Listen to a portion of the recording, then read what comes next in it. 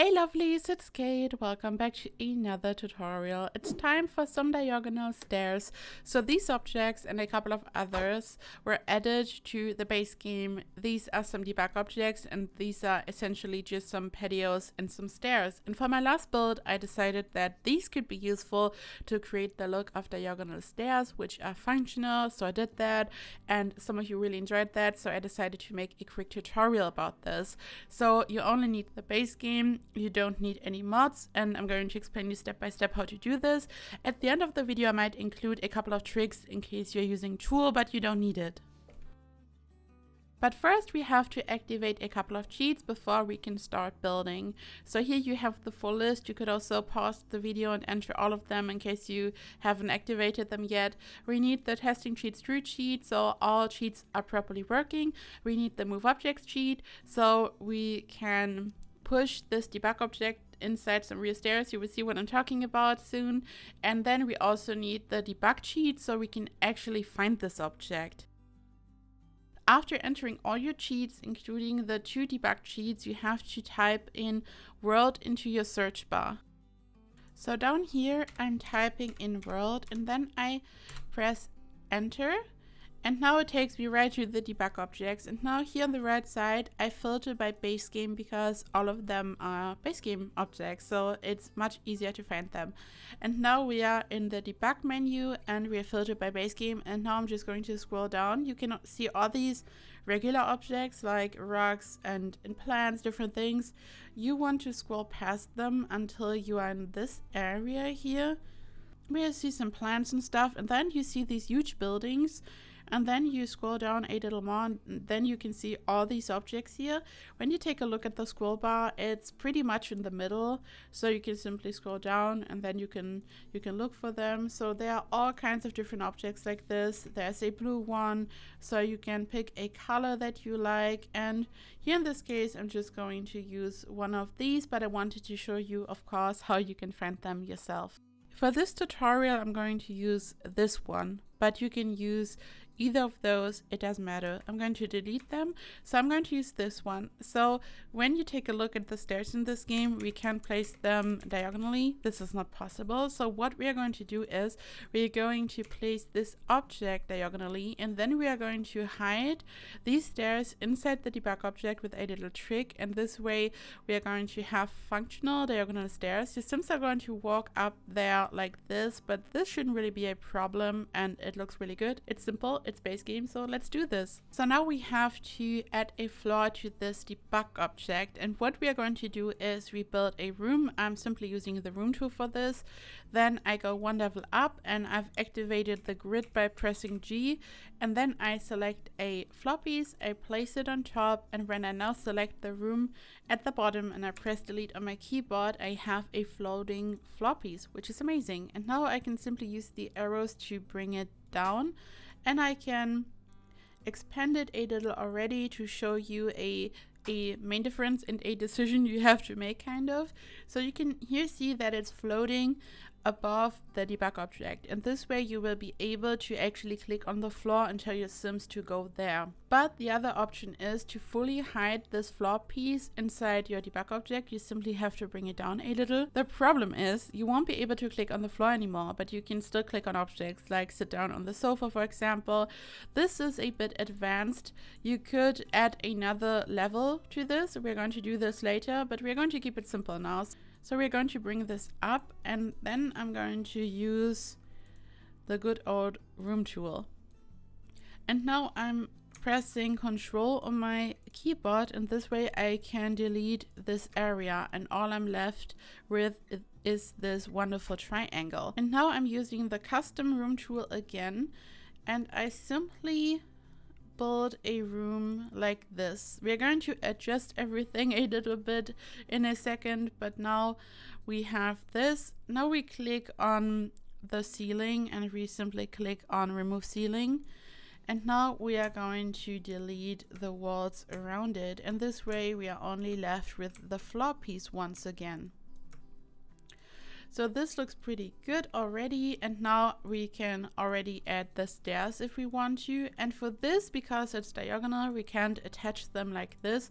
We're going to use a regular floor piece. It's called flat square in this case.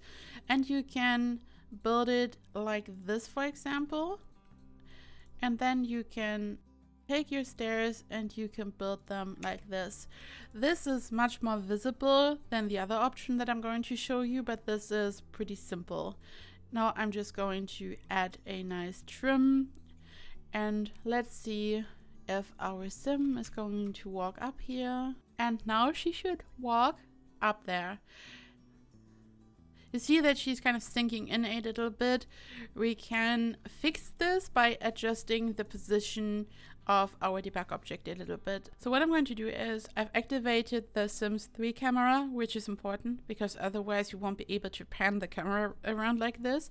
And now when I pan the camera down like this, I can basically slide the debug object below the stairs, and this way you can find just a good position so it looks a little bit more realistic. So I want to make sure that it's centered, of course. I'm holding Alt on my keyboard so it doesn't snap to the grid in this case.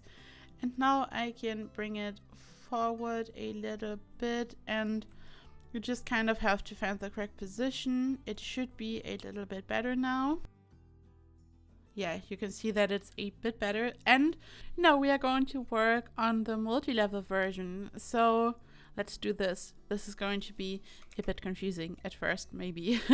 So we are going to delete a section of the floor, and you will see in a second what is actually going on. Yeah, this looks good. And now we are using the same trick again. We are going to build a room and then a floor piece on top, and we are going to get rid of the room at the bottom. So now I want this one to be higher than this one a little bit. So when you can see the white line on the left side, this means that it's on the same level, and I want this to be higher.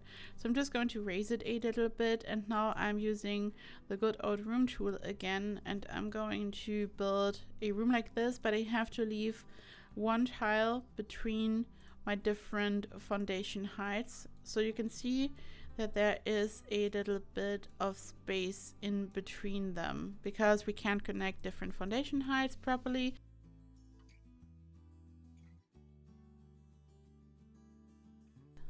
So now we have this, and now we are going to add some stairs. I'm using the room tool once again, and I'm going to remove a section of the floor that I've just built, and now I'm using the flat triangle, this triangular floor piece, to add a floor down here, and this way I will be able to place some stairs, some base game stairs. And you can see here what's happening. It's not attaching the stairs to the floor piece at the bottom. It's wanting to like attach it on the ground inside the debug object. And this is because the height difference is too small. And we actually want to bring this floor piece down a little bit either way to hide it. So this should be perfect. And now this should work perfectly. We are going to test this correctly. So I'm going to tell the sim to walk up there. So now she's walking up there and up there. So now I'm going to teleport her quickly so she's gone. And now we just have to make it look beautiful. So here we have a piece of floor poking out, no problem. We are just going to get rid of it like this. Now I can add a trim to this. And of course we have to make it look beautiful. So let's say up here would be my house. This is not really a proper house, but I mean, I'm not going to build a house now, you know what I mean. So this could be your house, for example. This here is your patio area down there. So you can make it look nice and beautiful. You could use a fence, for example, because we've built a foundation here. You could just decorate it however you like, really.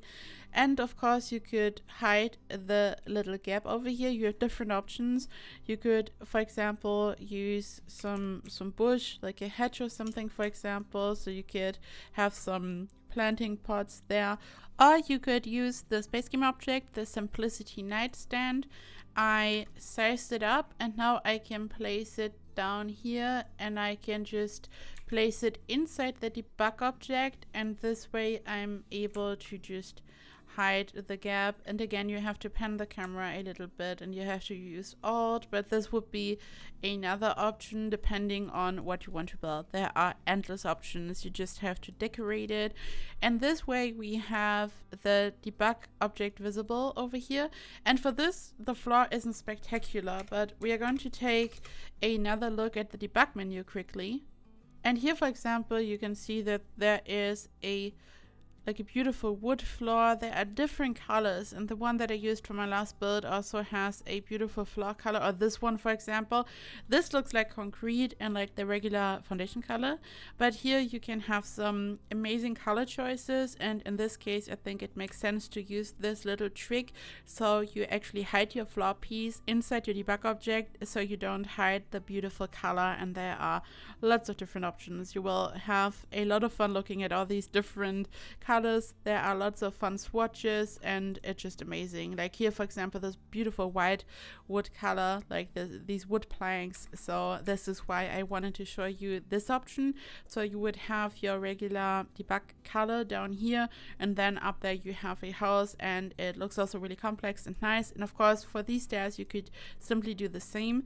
And as I've shown you, you can always adjust the position a little bit. So pan down your camera, hold Alt, and then you can always find the correct position if something is poking out. Like here, for example, you just kind of have to move it around a little bit. And in case you are using Tool, you could change the scale of this object.